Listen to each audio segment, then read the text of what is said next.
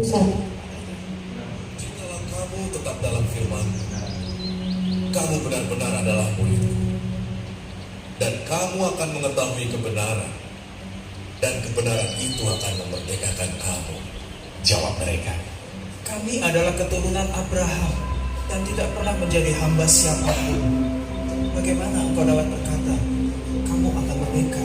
kata Yesus kepada mereka, Aku berkata kepadamu, sesungguhnya setiap orang yang berbuat dosa adalah hamba dosa. Dan hamba tidak tetap tinggal dalam rumah, tetapi anak tetap tinggal dalam rumah. Jadi apabila anak itu memerdekakan kamu, kamu pun benar-benar merdeka. Aku tahu bahwa kamu adalah keturunan Abraham, tetapi kamu berusaha untuk membunuh aku, karena firmanku tidak beroleh tempat di dalam kamu. Apa yang kulihat pada Bapa, itulah yang kukatakan. Dan demikian juga kamu perbuat tentang apa yang kamu dengar dari Bapamu. jawab mereka kepadanya, Bapa kami ialah Abraham. kata Yesus kepada mereka, Jikalau sekiranya kamu anak-anak Abraham, tentulah kamu mengerjakan pekerjaan yang dikerjakan oleh Abraham. Tetapi yang kamu kerjakan ialah berusaha membunuh aku. Aku, seorang yang mengatakan kebenaran kepadamu, yaitu kebenaran yang kedengaran dari Allah. Pekerjaan yang demikian tidak dikerjakan oleh Abraham. Kamu mengerjakan pekerjaan bapamu sendiri. jawab mereka, Kami tidak dilahirkan dari singa. Bapa kami satu, yang itu Allah. kata Yesus kepada mereka, Jikalau Allah adalah Bapamu, kamu akan mengasihi aku. Sebab aku keluar dan datang dari Allah. Dan aku datang bukan atas kehendakku sendiri, melainkan Dialah yang mengutus aku. Apakah sebabnya kamu dekat aku sendiri? Sebab aku senantiasa berbuat apa yang berkenan. Ya, Dekat aku sendiri. ya. Oke. Judul perikop ini adalah perikop kebenaran yang memerdekakan. Ya, setelah kita mendengar video tadi dari perikop itu, mari kita belajar sama-sama ya, Bapak Ibu. Apa tentang perikop itu? Kebenaran yang memerdekakan. Kebenaran diambil dari kata benar, Kamus Besar Bahasa Indonesia, yang artinya benar adalah sesuai bagaimana adanya, tidak berat sebelah, adil, lurus, dapat dipercaya dan sah. Nah, Yesus sendiri adalah jalan, kebenaran dan hidup. Tidak ada seorang pun yang datang kepada Bapa kalau tidak melalui aku. Tertulis dalam Yohanes bab 14 ayat 6. Merdeka. Apa itu arti merdeka? Merdeka berarti bebas. Bebas, tidak terikat, leluasa, bebas dari perhambaan, penjajahan, ke diri sendiri. Di sini ya, Yesus mau kita bebas dari hamba dosa. Kita bebas dari hamba rasa takut dan hamba kekuatan jahat. Saya rasa kita semua sudah merdeka ya. Ada nggak merdeka ya? Ya, ada nggak dari Bapak Ibu yang mungkin masih belum merdeka? Mungkin masih merasa terbelenggu dengan sesuatu atau terikat dengan seseorang. Mari kita belajar sama-sama. Kita mau tahu apakah kita semua benar-benar sudah merdeka. Oke, ini adalah perikop. Ya. Oke, mari kita masuk lebih dalam kepada perikop. Di 4 ayat pertama, Tuhan Yesus berkata kepada orang Yahudi.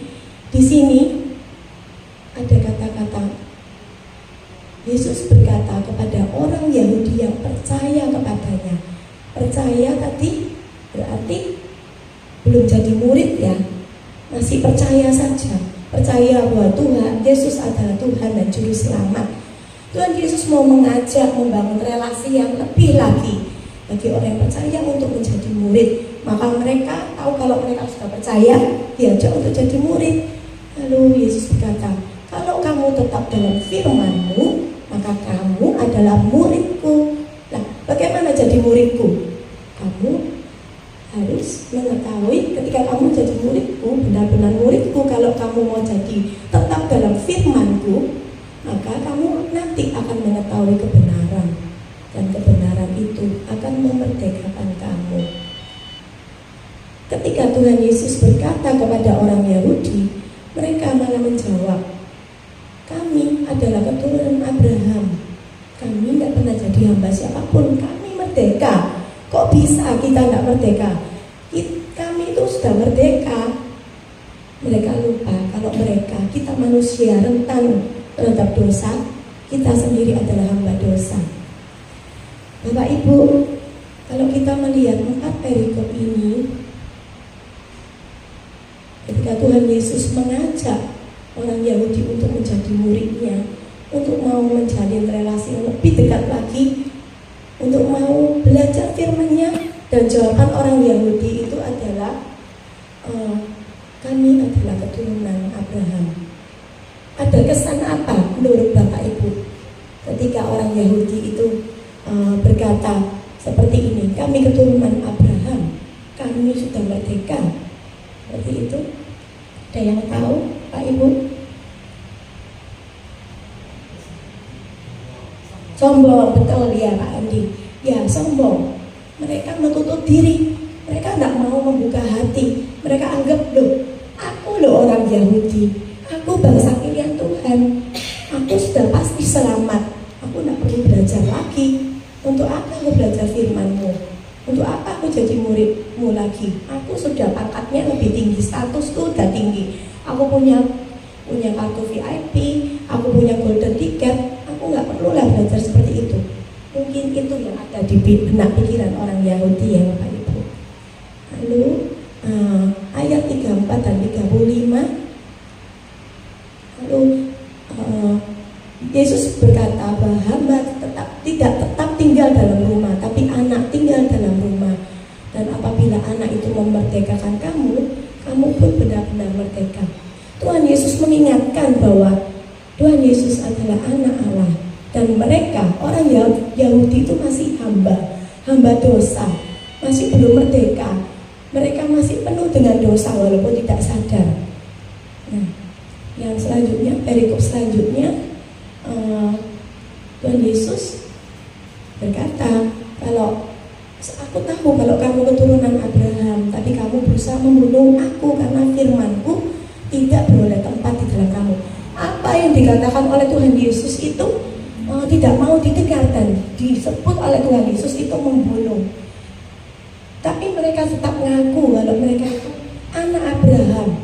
Nah, padahal Bapak Ibu tahu ya kalau Bapak Abraham itu orangnya sangat dicintai Tuhan, setia, dia itu taat banget gitu loh. Jadi kalau sampai orang Yahudi itu mengaku-ngaku kalau mereka ini anak Abraham, padahal papanya seperti itu tidak cocok ya. Jadi di sini sebenarnya Tuhan Yesus tuh mau mengajak orang Yahudi untuk merdeka, untuk melepas dari dosa, untuk mau menjadi belajar firman-Nya. Kenapa Tuhan Yesus menegur orang Yahudi?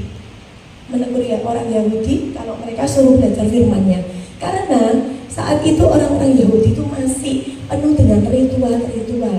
Kalau Bapak Ibu lihat perikop sebelum ini itu ada peristiwa orang-orang Yahudi membawa wanita yang berzina.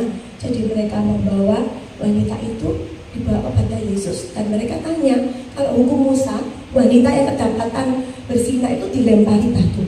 Nah, ini bagaimana Tuhan Yesus? Mereka mau mencobai Tuhan Yesus. Tuhan Yesus tahu kalau mereka mau mencobai. Mereka tidak sadar.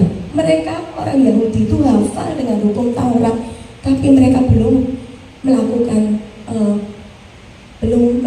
kasih.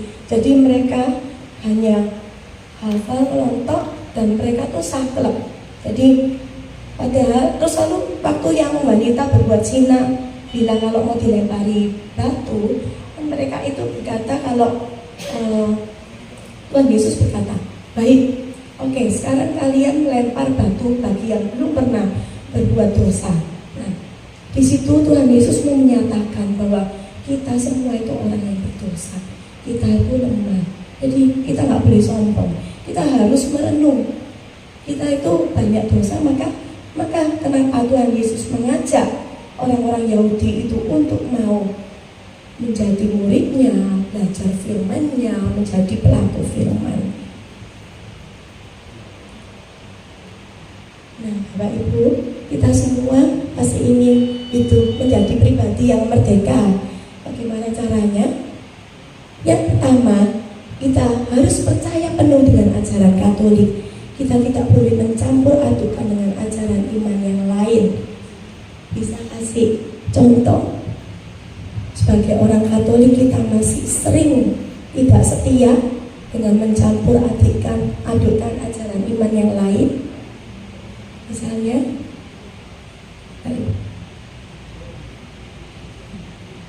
saya kasih yang misalnya kita mendengarkan YouTube pendeta dibanding kita mendengarkan renungan Romo.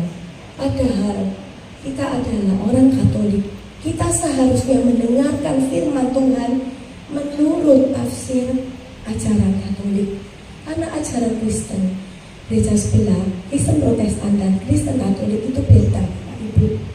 Kita harus sebagai orang Katolik yang sejati, kita tetap harus teguh. Kita bingung, kita harus dengar dengan Romo.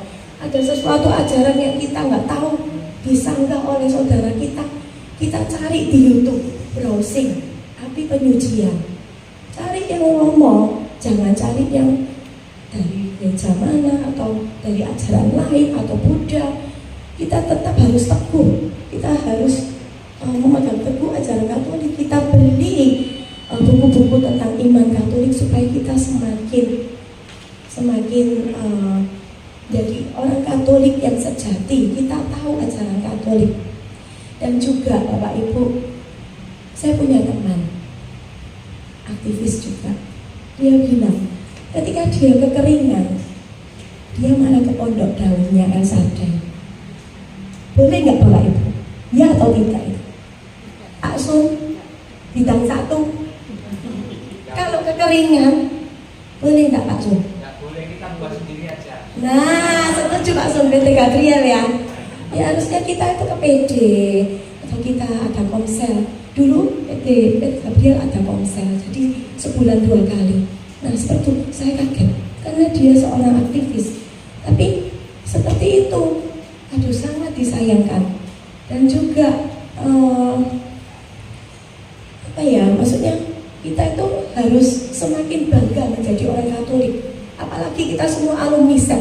Tidak seharusnya kita pergi ke acara gereja lain. Kita punya gereja kita. Kita harus setia dalam ajaran gereja kita. Ya, Tuhan pasti kalau kita merasa kekeringan, kita doa kepada Tuhan. Kita minta, Tuhan, aku merasa kekeringan. Tuhan pasti akan membantu ya Bapak Ibu. Yang kedua, langkah konkret yang kedua, kita perlu menjaga keputusan pribadi, yaitu dengan cara rutin menerima sakramen taubat. Seperti yang tertulis dalam KGK 1422 dikatakan bahwa mereka yang menerima sakramen taubat memperoleh pengampunan dari belas kasihan Allah atas penghinaan mereka terhadapnya. Sekaligus mereka didamaikan dengan gereja. Bapak Ibu kayak ngantuk ya. Ayo sama-sama baca yuk supaya semua semangat. KGK 1422.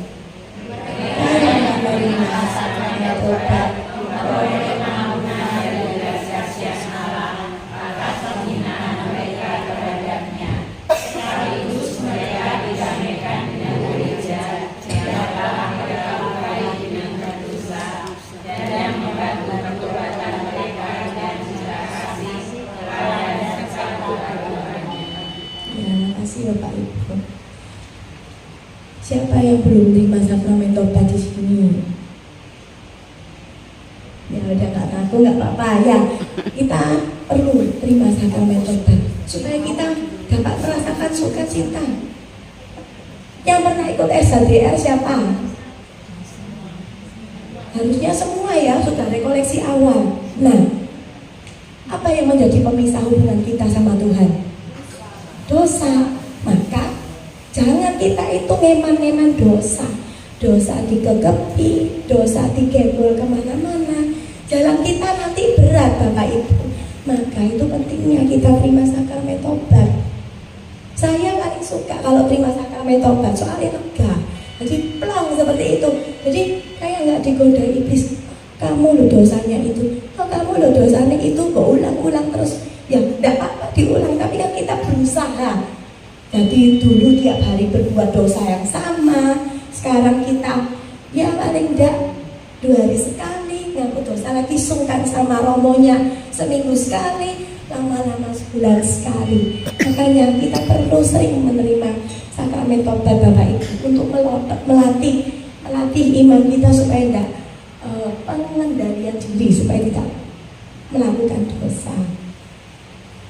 Yang ketiga, langkah konkret supaya kita bisa dapat menjadi pribadi yang merdeka, kita perlu rutin baca kitab suci, firman Tuhan, dan juga perlu melakukan refleksi. Nah, kenapa kita perlu membaca firman Tuhan? Nah, kenapa Bu Eni perlu membaca firman Tuhan? Lebih mengerti apa yang dikendaki Tuhan pada diri kita dengan refleksi kita. Ya, kalau kita nggak baca, kita malah tahu ya. Ya, makanya kita sebagai murid Kristus dan Tuhan Yesus juga sudah suruh ke orang Yahudi untuk tetap dalam firman-Nya. Nah, kalau kita nggak baca firman, bagaimana mungkin kita akan melakukan firman-Nya? Ada 2 contoh yang dapat kita lakukan, yaitu dengan mendengarkan renungan dari YouTube. Kita ada Fresh Juice dari Katolik, dan sekarang banyak renungan YouTube dari Romo-Romo seluruh dunia ya. Kalau yang ingin bahasa Inggris, kita bisa cari Romo dari Amerika atau Inggris juga. Yang kedua, kita bisa mengikuti WA grup baca Alkitab. Bapak Ibu, saya mau sharing sedikit tentang grup baca Alkitab. Saya dulu malas banget baca Alkitab karena bingung. Alkitab, aduh nggak bawa Alkitab ya, ini benar-benar orang Katolik ini nggak bawa Alkitab. Alkitab itu kan tebel sekali. Orang bilang, ayo baca Alkitab, ayo baca Alkitab. Tapi mau mulai dari mana? Kejadian bingung. Terus mau perjanjian baru, kok ya bingung. Dulu loh Bapak Ibu. Terus tiba-tiba di Instagram saya melihat ada postingan KDV, komunitas Develop kelompok baca Alkitab. Lalu saya pikir, ya mungkin ini saatnya. Tidak salah, saya itu setelah ikut SEP, saya ya pasti pengajar SEP pasti menyuruh ya, ayo baca Alkitab, baca Alkitab. Nah, ya Tuhan menjawab doa saya, yaitu saya dikasih brosur itu Instagram itu untuk join WA group yang KDV itu. Lalu saya join, saya membaca Alkitab. Nah, di sana kami ber-45 anggota, jadi kami tiap hari baca Alkitab dari Kejadian sampai sekarang belum selesai, 3 tahun lebih. Tapi cuma 1 bab, jadi tidak berat. Jadi Kejadian bab 1 hari ini. Lalu anggota 45 itu boleh kalau punya ayat emas, boleh mengirimkan ayat emasnya diposting di grup. Nah, seperti itu bergantian. Jadi semua semangat dan semua merasa termotivasi. Ayo, wah ini udah lapor, udah ada ayat emas, aku belum. Cepet-cepet klik aplikasi KI Gereja. Nah, klik aplikasi lapor Alkitab. Jadi kalau kita sendirian itu susah Bapak Ibu untuk baca Alkitab. Tapi kalau kita bersama-sama dan WA grup itu setiap kali ada chat, ini sudah baca, sudah lapor, kita akan lebih semangat lagi. Nah, maka mari Bapak Ibu yang belum bisa ambil komitmen untuk baca Alkitab, boleh menghubungi saya kasih nomor admin. Dan juga ini berkat ini juga grup Alkitab, baca Alkitab di Malang, Keuskupan Malang. Yang keempat, kita perlu rutin menerima sakramen Ekaristi. Kita harus bersyukur kita ada di gereja Katolik bahwa yang kita terima komuni itu adalah benar-benar tubuh darah Kristus. Bahkan Santo Ignatius Loyola pun mempunyai quote ya, bahwa salah satu dampak yang paling mengagumkan diri komuni kudus adalah menjaga jiwa dari dosa, membantu mereka yang jatuh karena kelemahan untuk bangkit kembali. Nah, di sini tema kita itu kan perikop kita kan kita mau merdeka dari dosa. Nah, di sini Santo Ignatius Loyola sudah berkata bahwa kita dengan menerima komuni kudus kita dapat menjaga jiwa dari dosa, membantu mereka yang jatuh dari dosa menjadi kuat kembali setelah menerima komuni. Nah, oke. Bapak Ibu, saya menyiapkan 2 seri, saya tidak tahu Bapak Ibu bisa pilih ya, ini atau ini. Saya bingung yang mana, yang ini atau ini.